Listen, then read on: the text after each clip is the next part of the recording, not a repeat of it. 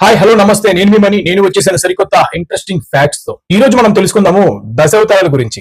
So ఈ దశావతారాల గురించి తెలుసుకోవాలి అంటే మన హైందవ ధర్మంలో భక్తి సాహిత్యంలో శ్రీ మహావిష్ణువు యొక్క దశావతారాలు చాలా ప్రాముఖ్యమైనవి. ఇవి ప్రతి యుగంలో భగవంతుడు ధర్మాన్ని స్థాపించేందుకు తీసుకున్న రూపాలు. ప్రతి అవతారం ఒక ప్రత్యేక సందర్భంలో దుర్మార్గుల సంహారం మరియు సాధువుల రక్షణ కోసం జరుగుతూనే ఉంది. నేను తెలియజేసేటువంటి ఈ దశావతారాల్లో ఏమైనా తప్పులుంటే నన్ను క్షమించండి. ఏమన్నా నేను తెలుసుకోవాలి అనుకుంటే కామెంట్ రూపంలో తెలియజేయండి. అసలు ఈ అవతారాల గురించి మనం తెలుసుకుందామా? శ్రీ మహావిష్ణువు యొక్క మొదటి అవతారం మత్స్య అవతారం, అంటే చేప రూపంలో ఉంటుంది. సత్యయుగంలో వేదాలను రక్షించడానికి మరియు ప్రజలను జంతువులను రక్షించడానికి తీసుకున్నటువంటి అవతారమే ఈ మత్స్యావతారం. కథ ప్రకారం సత్యవతుడు అనే రాజు నదిలో స్నానం చేస్తుండగా చిన్న చేపను రక్షిస్తాడు. ఆ చేప ఏదైనా సాధారణ చేప కాదు. శ్రీ మహావిష్ణువు సముద్ర ప్రళయం సంభవించబోతుందని ఆ రాజుకి వివరించారు. ప్రళయ సమయంలో మత్స్య రూపంలో విష్ణువు వేదాలను, సప్త ఋషులను, జీవరాశిని ఓ నావలో రక్షించి కొత్త సృష్టికి దారి చూపుతాడు. ఇక రెండవ అవతారం కూర్మ అవతారం, అంటే తాబేలు రూపంలో ఉంటుంది. సత్యయుగంలో దేవతలకు అమృతం లభించేందుకు దేవతలకు మరియు రాక్షసులకు సాగర మథనం జరుగుతున్న సందర్భంలో శ్రీ మహావిష్ణువు ఈ కూర్మ అవతారంలో వచ్చారు. దేవతలు మరియు రాక్షసులు పాల సముద్రాన్ని మదిస్తున్న సమయంలో, అంటే అమృతాన్ని వెలికితీస్తున్న సమయంలో పర్వతాన్ని, అంటే మందర పర్వతాన్ని మదన కందంగా వాడారు. కానీ అది లోతులో మునిగిపోతుంది. అంటే సముద్రంలో లోతుగా మునిగిపోవడం వలన అప్పుడు మహావిష్ణువు తాబేలు రూపంలో, అంటే కూర్మావతారాన్ని ఎత్తి ఆ పర్వతాన్ని మోస్తాడు. ఈ అవతారం సంయోగానికి, శ్రమ ఫలితాన్ని పొందటానికి ప్రతీకగా చూస్తారు. ఇక మూడవ అవతారం వరాహ అవతారం, అంటే ఇది పంది రూపంలో ఉంటుంది. సత్యయుగంలో భూదేవిని రక్షించడం కోసం ఈ అవతారాన్ని ఎత్తారు మహావిష్ణువు.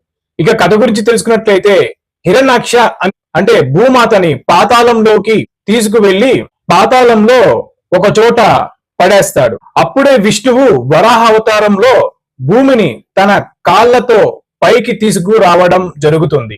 ఇది ప్రాణకోటిని రక్షించడంలో భగవంతుని త్యాగం అని చెప్పుకోవాలి. ఆ తర్వాత నాలుగో అవతారం నరసింహస్వామి అవతారం, అంటే సగం మనిషి సగం సింహ రూపం.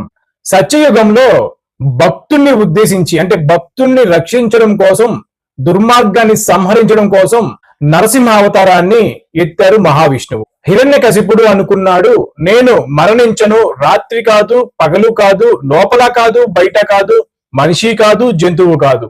భగవంతుడు ఈ శాపాలను ధిక్కరించి ద్వారం మీద సాయంకాల సమయంలో సగం మనిషి సగం సింహం అవతారమైనటువంటి నృసింహస్వామి అవతార రూపంలో హిరణ్యకశిపుని మోకాల మీద వేసి సింహపు గోళ్లతో చీల్చి చంపారు. ఇది భక్త ప్రహ్లాదుని రక్షించిన ఉదాహరణ. ఇక ఐదవ అవతారం వామన అవతారం, అంటే బాల రూపంలో వచ్చారు. త్రేతాయుగం అహంకారం నాశనం, ధర్మ పునఃస్థాపన కోసం ఈ అవతారాన్ని ఎత్తారు. బలి చక్రవర్తి యజ్ఞం చేసి 3 లోకాలను పొందుతాడు. విష్ణువు చిన్న వామన అవతారం ఎత్తి అతనిని పరీక్షిస్తాడు. 3 అడుగులు భూమి అడుగుతాడు. మొదటి అడుగు భూమిని, రెండవ అడుగు ఆకాశాన్ని, మరి 3వ అడుగు ఎక్కడ వేయాలి అని బలి చక్రవర్తిని అడిగినప్పుడు బలి తన తల మీద వేయమంటాడు. ఇది వినయం, ఆత్మ నివేదకు ప్రతీక. ఇక 6వ అవతారం పరశురామ అవతారం, క్షత్రియ సంహారకుడిగా విష్ణువు అవతారాన్ని ఎత్తారు. త్రేతాయుగంలో అధర్మంగా పాలిస్తున్న క్షత్రియులను సంహరించడం కోసమే ఈ అవతారాన్ని ఎత్తారు.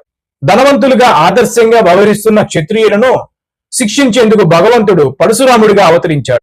ఆయుధంగా పరుసు దుర్మార్గ రాజులను పదే పదే సంహరించాడు. ధర్మ రాజ్యానికి మార్గం వేశాడు. ఇక 7వ అవతారం రామావతారం, త్రేతాయుగంలో ధర్మ రాజ్యాన్ని స్థాపించడం. శ్రీరాముడు అయోధ్య రాజు దశరథుని కుమారుడు. సీత అపహరణ, వానర సైన్యం సహాయం, రావణ సంహారం వంటి సంఘటనలతో రామాయణం ప్రపంచ ప్రఖ్యాతి గ్రంథంగా నిలిచింది. ఇది ధర్మశీలత, కుటుంబ విలువలకు నిలువెత్తు రూపం. ఇక 8వ అవతారం బలరామ అవతారం. అనేక గ్రంథాల్లో బుద్ధుడు కూడా 8వ స్థానంలో చెప్పబడతాడు. ద్వాపర యుగం వ్యవసాయం, భూ సంరక్షణకు అవతారం. బలరాముడు శేషనాగుని అవతారంలో శ్రీకృష్ణుని అన్నయ్య నాగలి ఆయుధంగా వాడి భూదేవిని సంరక్షించడానికి వ్యవసాయ ఆవిష్కరణకు దోహదపడి పరిపూర్ణ రూపం ఎత్తినటువంటి అవతారం ఇది. ఇక 9వ రూపం కృష్ణ అవతారం. ద్వాపర యుగంలో గీతా జ్ఞానం ధర్మ స్థాపన కోసం ఈ అవతారాన్ని ఎత్తారు.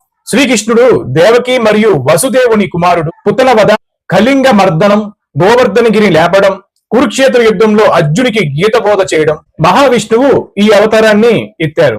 ఇక 10వ అవతారం కల్కి యుగావతారం. ఇక ఇది ఇంకా రాలేదు. కలియుగం చివర అధర్మాన్ని సంహరించడం, సత్యయుగం మళ్లీ ప్రారంభమవుతుంది. ఈ అవతారం భవిష్యత్తులో కలియుగం చివరగా జరుగుతుంది. కల్కి ఒక శ్వేత గుర్రంపై ఆయుధంతో అవతరించి దుర్మార్గులను సంహరిస్తాడు. సత్యయుగం మళ్లీ ప్రారంభమవుతుంది. ఈ దశావతారాలు వేదాంతంలో జీవ పరిణామాల సిద్ధాంతంకు దగ్గరగా ఉంటాయి. చేప, తాబేలు, పంది రూపం, మానవ, జంతువు, మానవుడు, ప్రతి అవతారం ఒక విశిష్ట సందేశం ఇస్తుంది. ధర్మమే గెలుస్తుంది, అహంకారం ఓడిపోతుంది, భక్తిని రక్షించేవాడు భగవంతుడు. మీరు కోరితే ప్రతి ఒక్క అవతారాన్ని చిన్న చిన్న కథల రూపంలో మీకు తెలియజేస్తాను. నేను తెలియజేసేటువంటి ఈ దశావతారాల్లో ఏమైనా తప్పులుంటే నన్ను క్షమించండి. ఇలాంటి మరిన్ని ఇంట్రెస్టింగ్ ఫ్యాక్ట్స్, ఇంట్రెస్టింగ్ న్యూస్ మీరు మరిన్ని తెలుసుకోవాలి అనుకుంటే మీ మనీ అనే ఈ ఛానల్ సబ్స్క్రైబ్ చేయండి. Thank you for watching.